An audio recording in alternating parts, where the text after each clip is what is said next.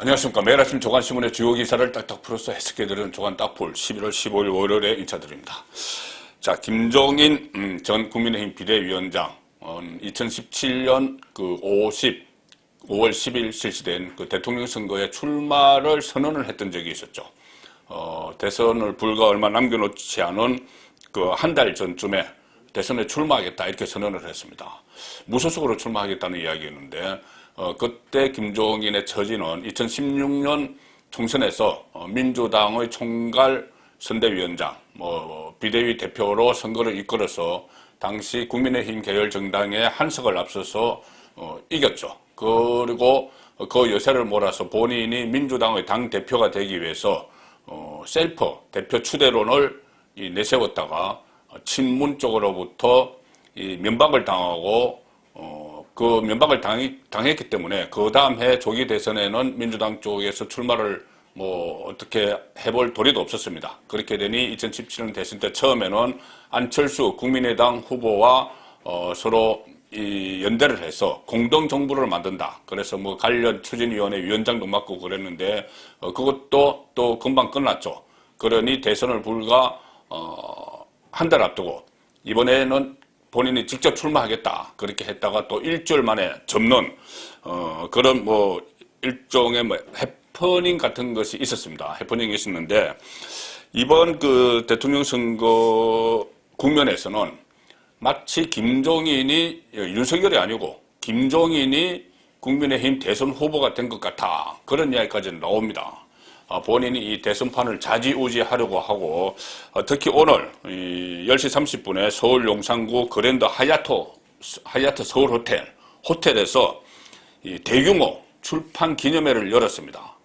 자, 일종의 위인전 같은 건데 책 이름이 만화로 읽는 오늘의 인물 이야기 비상대책위원장 김종인 이렇게 해서 책을 냈고 이 책을 내는 과정에서 발간위원회를 만들어서 금태섭 전 민주당 의원이 발간위원장을 맡고 이 언론에 일간지에 전면 광고를 몇 차례 싣고 이렇게 아주 요란하게 책을 출간을 하고 있습니다.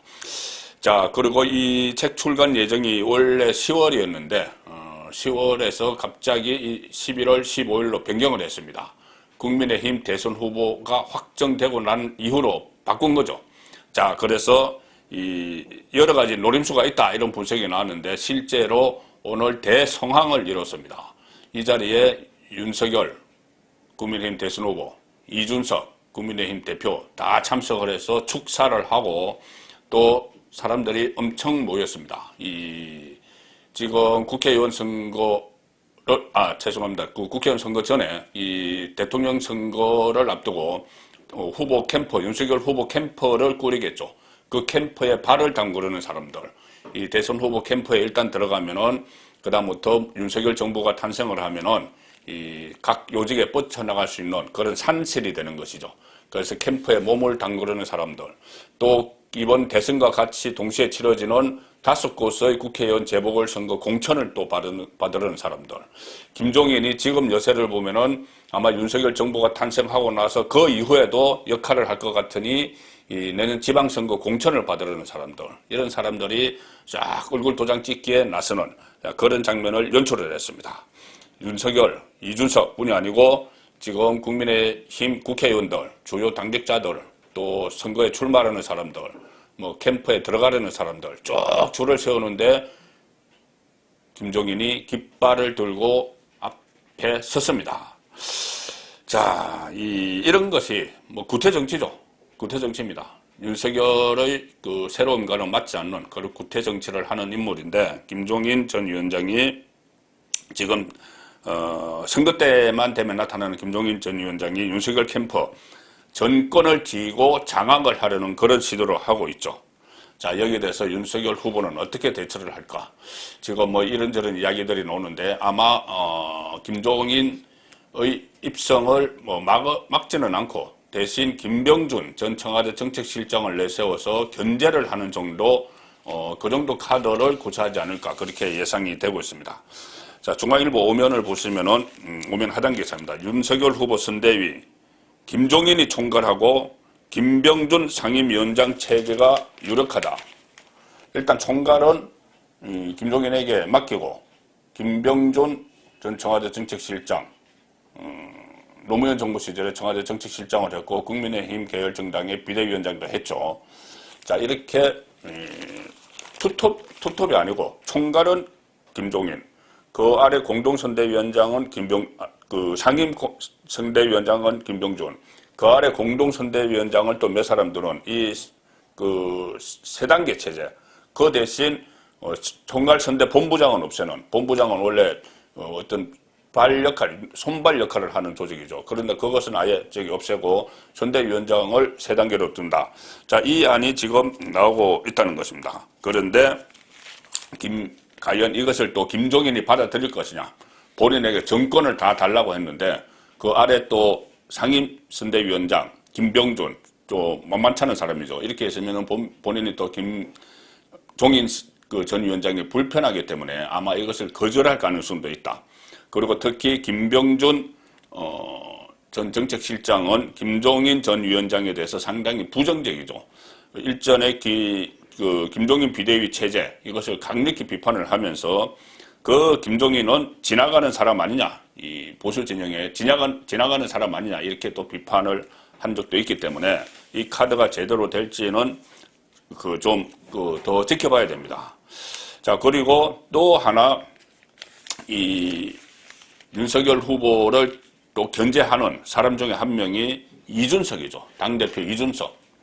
김종인을 멘토로 삼고 있는 이준석이 또 윤석열을 견제를 하고 나왔습니다. 뭐냐 하면은, 원래 당헌 당규상에는 이렇게 되어 있습니다. 당헌 당규, 보면은 당무 우선권이라는 게 있죠. 당무 우선권이 있는데, 대선 후보가 당무에 관한 권한을 우선적으로 가진다는 사실을 명문화한 조항이 있습니다. 국민의힘 당헌 74조 이렇게 되어 있습니다. 대통령 후보자는 선출된 날로부터 대통령 선거일까지 선거 업무의 효율적 추진을 위해 필요한 범위 내에서 당무 전반에 관한 모든 권한을 우선에 가진다. 이렇게 규정을 하고 있습니다. 자, 그런데 이 선거 업무의 효율적인 추진을 위해 필요한 범위 내에서 이 표현을 가지고 이준석이 내가 꼭 이 당무를 다 줘야 되느냐. 자, 이렇게 또, 일종의 저항을 하고 있습니다. 자, 일반적으로 이 당무 우선권 해석 부분은 대선 후보에게 주어지는 일종의 비상대권입니다. 그래서 대선 후보 뜻을 최대한 존중한다는 게 이 당헌의 기본 정신이다. 이렇게 이야기들을 하고 있는데, 이준석은 지난 6일에 JTBC 인터뷰에서 이렇게 이야기했습니다. 당무 우선권이란 걸 쓸 정도 되면 당대표와 대선 후보가 치고받는 것이다. 이렇게 이야기했습니다. 대선 후보의 당무 우선권 행사를 견제하는 발언인데, 자, 그래서 이 권한이 윤석열과 이준석 간 갈등을 초래할 가능성이 제기된다. 조직위원장 인선 문제, 사무총장 교체 설동으로 이미 양측 간 감정의 골이 깊었는데, 당무 우선권으로 다시 양쪽이 충돌을 할 가능성이 있습니다. 그리고 윤석열 선대위에서 실세 총괄본부장 안 둔다. 이렇게 나오니 또 이준석은 나와는 협의한 바 없다. 이렇게 나왔고, 이것도 김종인 수용 여부가 관건이다. 어쨌든 이런저런 식의 김종인, 이준석이 윤석열을 오히려 견제하는, 대선 후보를 견제를 하는 이런 상황들이 여러 언론에서 지금 보도가 되고 있습니다. 자, 이준석은 또 당무 우선권 행사 조항에 대해서 이런 말도 했네요. 뭐냐면은, 대선 후보가 당무를 우선한다, 당무 우선권을 갖는다, 이 조항에 대해서 이준석의 말입니다. 굳이 불편한 비유이기는 하지만, 추미애 전 법무부 장관이 수사 지휘권을 쓸 때면 파국인 것이다. 이 말이 뭐냐면은, 후보가 당무 우선권을 쓸 정도 되면은 파국이다. 당무 우선권 쓰지 마라. 수사지휘권, 법무부 장관이 수사지휘권 쓸 때 그때 파국이 되지 않았느냐. 그러니 윤석열 후보라고 해서 내 당대표인 내가 있는데 당무 우선권을 행사하지 마라. 이렇게 윤석열에게 경고를 하는, 자, 그런 말을 했습니다. 자, 이것은 뭐냐면은 당무 우선권을 지게 되면은, 그러니까 윤석열 후보가 지게 되면은 이준석의 역할이 완전히 줄어들죠. 당대표로서 상당히 그 넘버2가 됩니다. 당 안에서. 그래서 특히 당장 내년 대선과 같이 실시되는 국회의원 재보궐선거 5곳, 뭐 종로, 서초, 서초갑 이런 곳에 또 대구 중남구 5곳이 있죠. 그 5곳에 대한 공천권을 자기가 갖겠다는 의미죠. 당무 우선권을 윤석열 후보가 행사를 하면은 윤석열 후보가 공천권을 사실상 쥐게 되는데 그 당무 우선권을 지르면은 이것은 파국이 온다. 이렇게 이야기를 하면서 당무 우선권을 본인이 지어서 공천도 자기가 하겠다. 그리고 실제로 윤석열 그 후보가 선출되는 그 시점을 전후해서 이 알박기를 하기 위해서 재보선권이 열리는 지역, 특히 서초갑 같은 곳에 알박기를 하기 위해서 조직위원장을 서둘러서 공모를 해서 그 원내대표, 김기현 원내대표의 비서실장 전희경 전 의원을 임명을 했죠. 이 공천 알박기 한 겁니다. 당무 우선권은 그 후보에게 있는데 후보가 선출된 그 시점에 빨리 후보가 이런 상황을 파악해서 당무 우선권을 행사하기 전에 서둘러 알박기를 해버린 것이죠. 그리고 지금은 당무 우선권 행사할 생각하지 마라. 이렇게 또 윤석열에게 경고를 하는 이런 상황까지 지금 벌어지고 있습니다. 자, 이렇게 되면은 윤석열 후보가 상당히 정치 초년생이죠. 상당히 좀 헷갈릴 것도 같은데 여기에 또 한 사람의 이 정치 고수가 윤석열을 또 압박하기 시작했습니다. 바로 경선에서 마지막까지 맞섰던 홍준표 의원입니다. 홍준표 의원이 또 슬슬 대선판에 등장을 하고 있는데 경선 과정에서 자신을 지지했던 2030들을 이 가두리 안에 따로 딱 가둬서 이 본인의 영역 속에 두는 그런 작업을 벌이고 있습니다. 2030에게 지금 윤석열 후보의 장점을 이야기하면서 윤석열을 지지해달라 뭐 이렇게 해야 되는 것이 어떻게 보면은 그 여당 국회의원이고 같은 원팀으로서 정상적인 행동일 텐데 오히려 2030을 본인이 딱 가두고 있습니다. 목적하는 바가 뭔지 그것은 뭐 나중에 알게 되겠죠. 경향신문은 자 이렇게 그 기사를 썼습니다. 홍준표 청년 플랫폼을 공개했다. 그리고 준표형이 댓글로 응답을 하고 있다. 청년들이 모르면 준표형 이렇게 해서 댓글로 응답하는 플랫폼을 운영을 했고 또 이 시점과 맞물려서 이재명과 윤석열 양쪽에 쌍특검을 받으라 이렇게 촉구를 하고 있습니다. 이 쌍특검 이재명의 대장동 의혹을 물타기 하기 위해서 민주당이 요구하는 것이죠.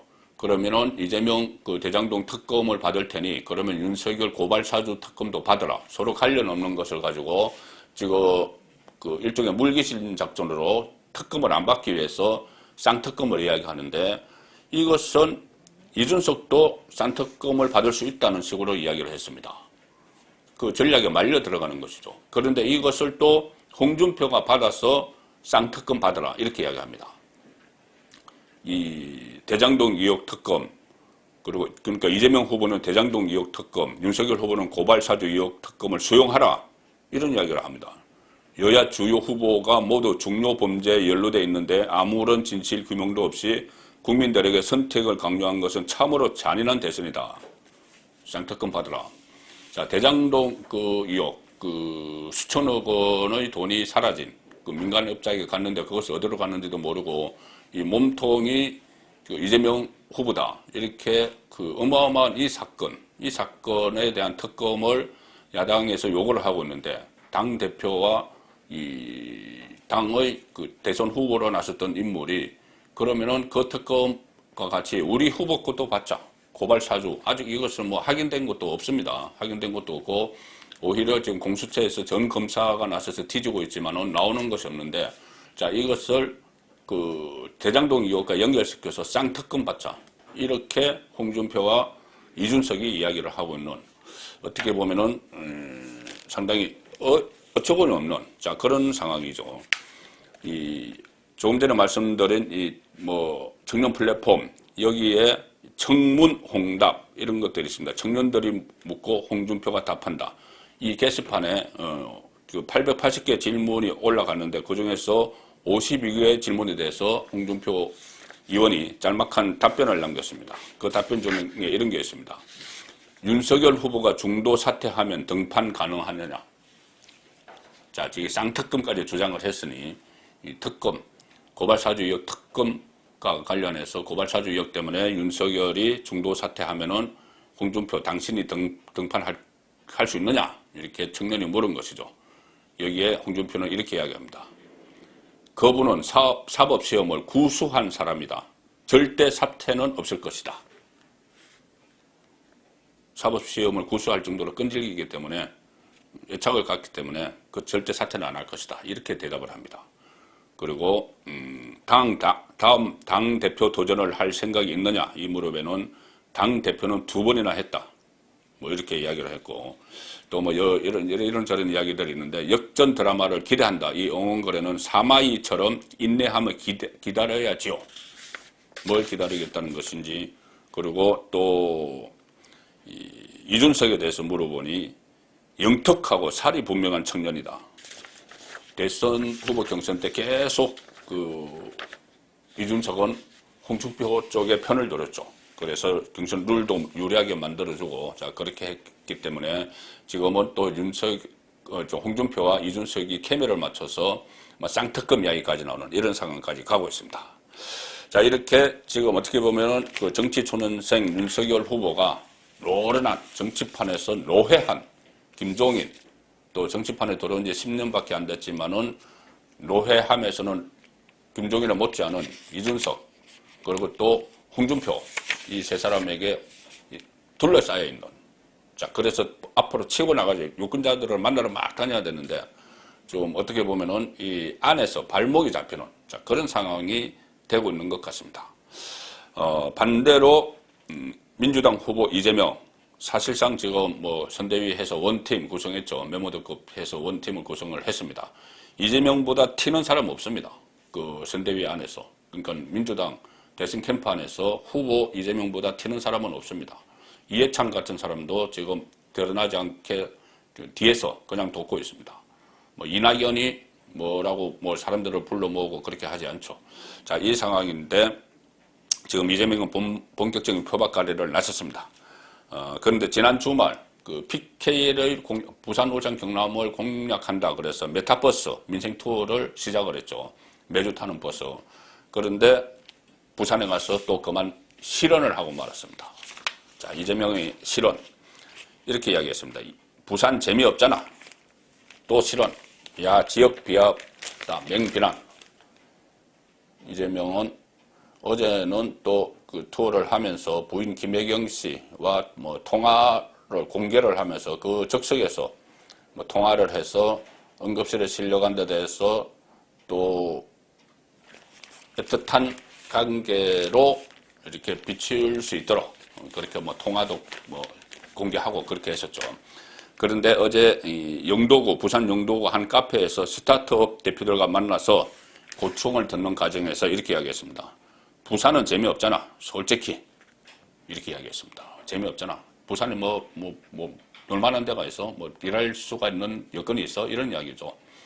그런데 이 말이 잘못됐다 싶었는지 이렇게 덧붙입니다. 부산도 재미있긴 한데 강남 같지는 않은 측면이 있는 것이다. 젊은이들은. 자, 이 말이 더 구슬수 오르게 됐죠. 이 장예찬, 윤석열 캠퍼 청년 특보 이렇게 이야기합니다. 이재명 후보는 평소 강남에서 뭘 하길래 부산이 재미없는 도시라는 지역 비하 발언을 내뱉는지 모르겠다. 이렇게 또 비판을 했습니다. 자, 이번 대선의 마지막 변수는 아무래도 보수든 진보든 이재명이든 윤석열이든 이재명이든 모두 아마 후보 단일화 같습니다. 윤석열은 안철수와 이재명은 심상정과 후보 단일화를 할지 그 여부인데 조선일보가 오늘자에서 이 부분을 집중 분석을 했습니다. 3면입니다. 대선 최대 변수는 단일화 게임. 심상정, 안철수는 일단 완주할 것이다. 그렇게 장담을 하고 있습니다. 지금은 뭐 완주를 장담을 해야 되는 것이죠. 자, 장담을 해야 되는데 실제로 그렇게 되는 쪽, 그렇게 되지 않는 쪽의 승부가 갈릴 가능성이 있습니다. 배수진 쳤지만 정치권에서는 상황이 바뀔 수도 있다. 이렇게 이야기합니다. 심상정은 이재명과 단일화 가당찮다. 지금 민주당의 개혁 열차는 이미 탈선해버렸다. 국민의 정권교체 의지가 커지고 있다. 이렇게 심상정은 이야기하고, 안철수 이번에 마지막 기회다. 끝까지 가겠다. 그리고 내년 대선 이재명, 윤석열 모두 후보 교체론에서 자유롭지 못하다. 기다려보시면 기회가 온다. 이야기죠. 그런데 여야 모두에서는 근자감, 근거 없는 자신감을 보이고 있습니다. 언젠가는 힘을 합칠 것.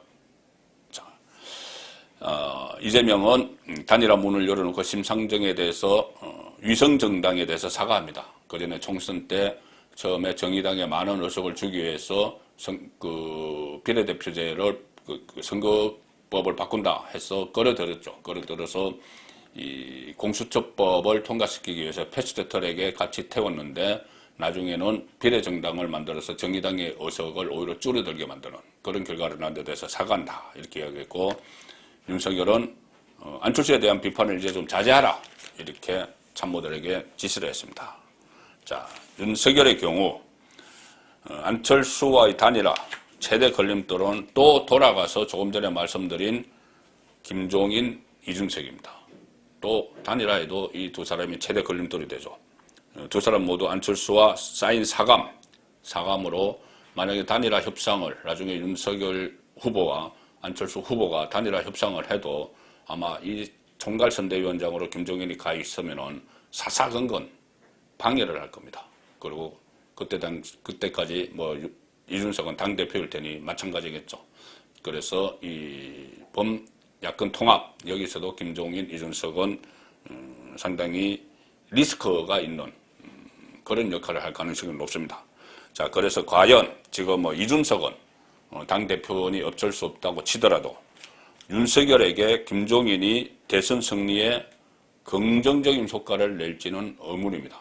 그래서 만약에 김종인이 그 당의 총괄선대위원장으로 들어간다면은 당대표 이준석과 합을 맞춰서 상황을 주도하려고 하겠죠. 조금 전에 말씀드린 대로 당무 우선권 인정 못해. 뭐 이런 식으로 후보를 오히려 코너로 몰아넣는 그런 역할을 할 가능성이 높습니다. 만약에 김종인이 당 총괄선대위원장을 맡지 않으면 이준석 혼자서 당대표 지위를 가지고 그런 일을 벌이기에는 본인에게는 역부족이죠. 김종인이 가서 같이 참여를 해서 이준석과 합을 맞추면은 윤석열 후보의 입지는 점점 더 좁혀질 수밖에 없는 그런 상황입니다. 종국권의 혼수를 보내드리는 조간 딱풀이었습니다.